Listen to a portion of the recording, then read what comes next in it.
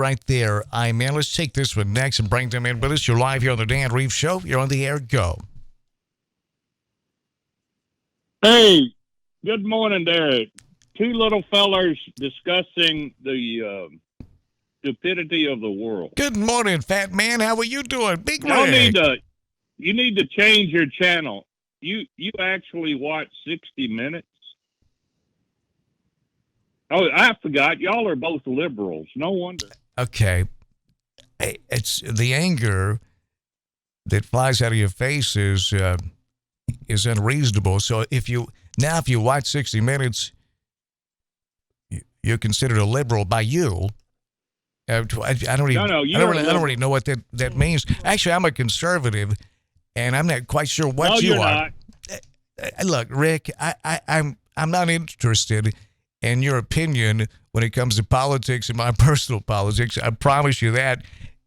You're what is commonly referred to as sophomoric. You believe the last thing you've heard. But go right ahead. What else you got? No. What else? Okay, look.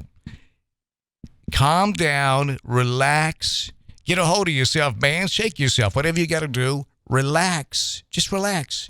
If you want to have a conversation. It's like sending you two boys to the Dan, carnival. he's not going to listen. Oh, no, you've got nothing to listen for. Hey, Rick, man. Rick, have you got your flu vaccine? You don't even know the creator, man. Oh, How in the God. world do you don't either. Rick, you don't either. Rick, I got to ask you, if when you say the creator, I assume you mean the God and Jesus. Do you feel like you're following Jesus' teachings when you spew all this hatred? Dan Ho, you are spewing hatred. I am. Actually, no, I'm not. But the question was, do you feel like you're following Jesus' teachings? I'm going to take you to Fort Campbell, Kentucky, and let you talk to some Green Beret and Special Forces next time I go get groceries. All right? Okay. And that way, I'll meet you there. To discuss all this garbage with your stupid I-Man character, because he's a dunderhead. What if I said that was wrong? Name one thing I said was wrong. Where did you come from, I-Man? Are you a West Tennessee born and bred, or did you migrate here from somewhere else? Or what's the background of the I-Man? I'm from another planet, Rick. No. Yes, yeah, I was born here. I agree. I was born in West Tennessee, You're Rick. From a different planet. Yeah. Go ahead, I-Man. Well, I said I was born right here in West Tennessee. 30 miles from here, Big Rick. What about 30 you? 30 miles. Let me ask you something, Rick. Have you got your flu vaccine yet? We'll talk about something we might agree on. United States of America. What? Have you ever been out of the United States of America? No. I've never hardly been out of Tennessee. Okay. See, that makes my point. No, it doesn't. Not only you actually need to get on a Greyhound bus, son. Well, you need ride around America, man, and get some corporate knowledge about how wonderful this country is. Hey, I can sit right here and go all over the world. Healthcare. Are you sick? Do you need I've been sick, man. You need health care. Yeah, listen, here's I found this interesting that why many Americans won't vote for universal health care, although the majority of Americans, I was reading, that actually prefer a single payer system in health care. But many Americans dislike socialist policies. They prefer lower taxes to government spending. They may point out that a free national health service is not truly free. Everyone has to pay for it because everyone has to pay taxes. And while a president can sometimes win an election by promising socialist policies, they might also lose an election this way. The Democratic Party's never passed a universal health care bill while in power. Introducing a public health care system would be a dangerous political move they would not necessarily get away with, but there's been a lot of money printing under the Biden administration to pay for the fight against the pandemic and infrastructure projects. And since this money printing cannot go on forever, now might be a good time to propose universal health care, and it might lead to too much political backlash. But why the way it all started and why universal health care, when it started up in Europe and why it did not start up here in America, many European countries adopted universal health care after the Second World War, the war that led to tens of millions of deaths and millions more people losing their homes and their livelihoods, which meant there was a great deal of support for universal health care. While a great number of Americans, 400,000, did die in World War II, no American cities were destroyed, as we know, and the death count was comparatively low. The U.S. was twice as rich after the war as it was before the war, and other countries had lost all of their industry to the war, allowing America and Americans to increase their wealth. It seemed fair to expect everyone to pay for their own health care or find a job that paid for it at the time, and universal health care seemed unnecessary because good jobs were relatively easy to get.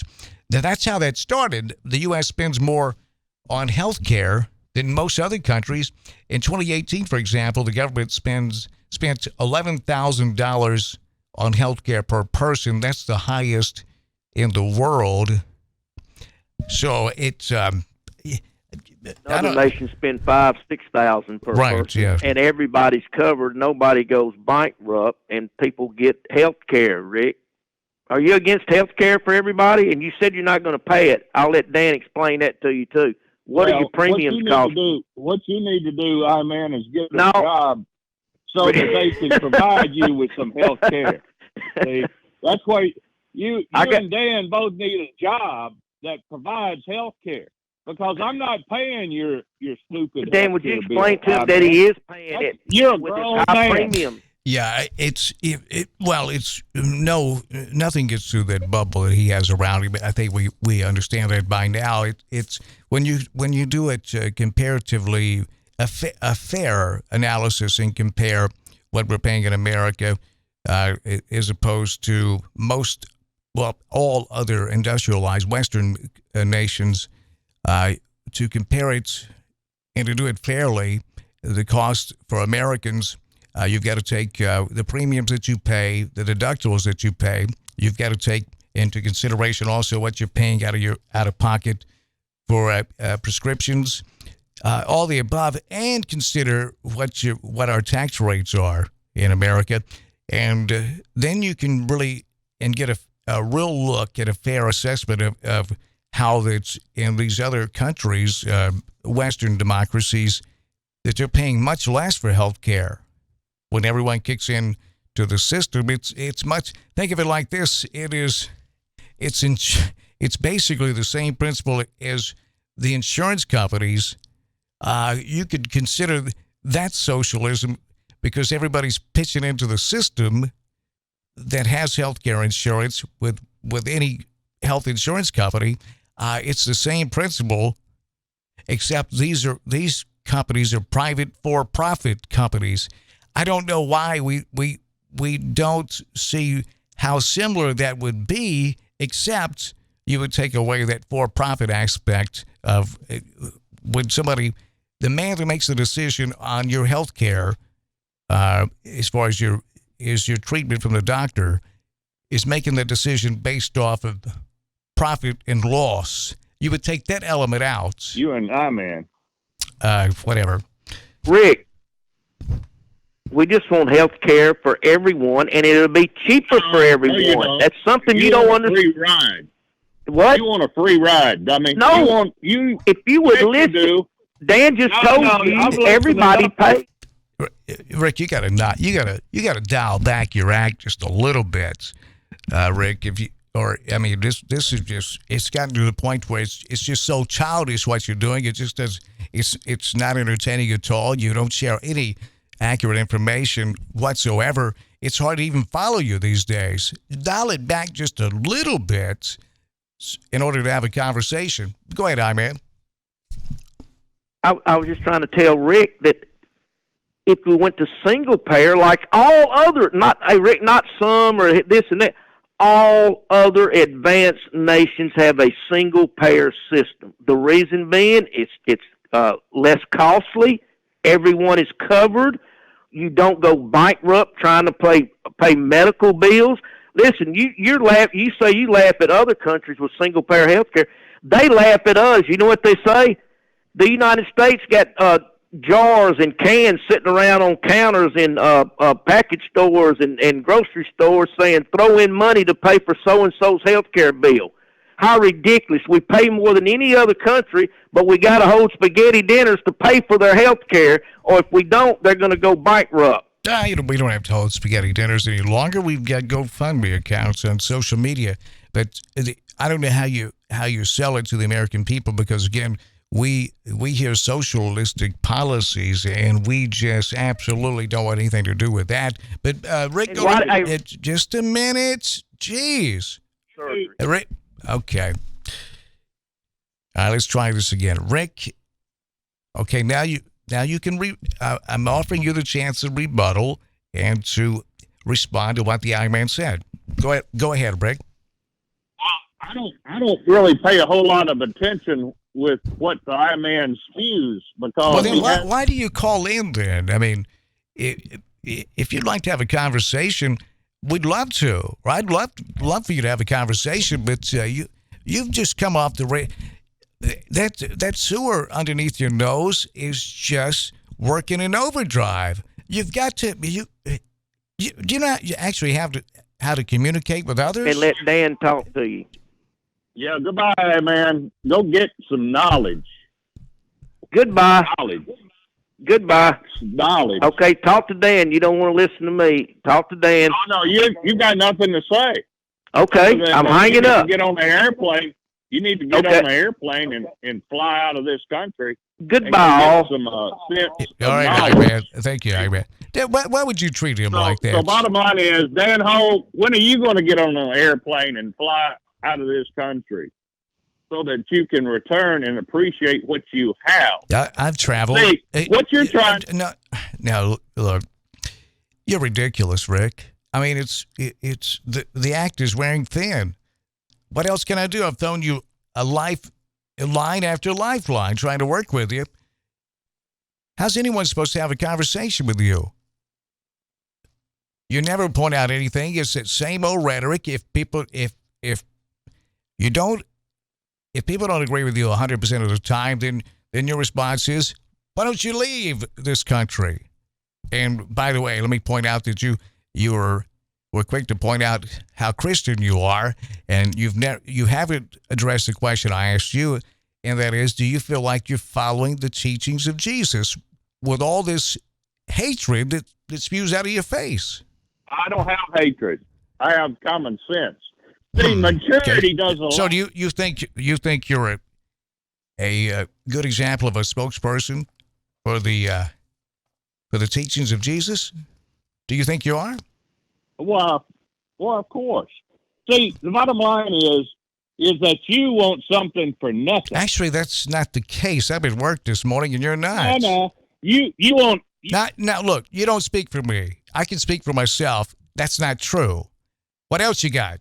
You want everybody... Yeah, again, you're not going to come in here and just spew lie after lie. What you're saying is a lie, and that's an aggressive response from me.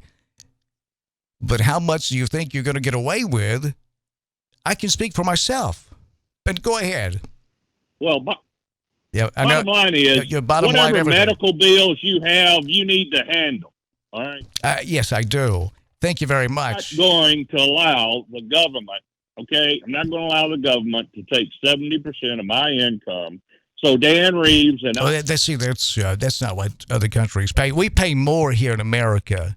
That's the point, and that's the only reason that's the only point I've made about it. We pay more than other countries, and we get a lot less than other countries. What?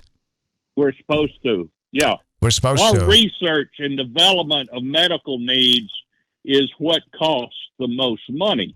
See, but you actually, that's not. That is so not true. We pay taxes to the big pharmaceutical companies to fund their research for new medication.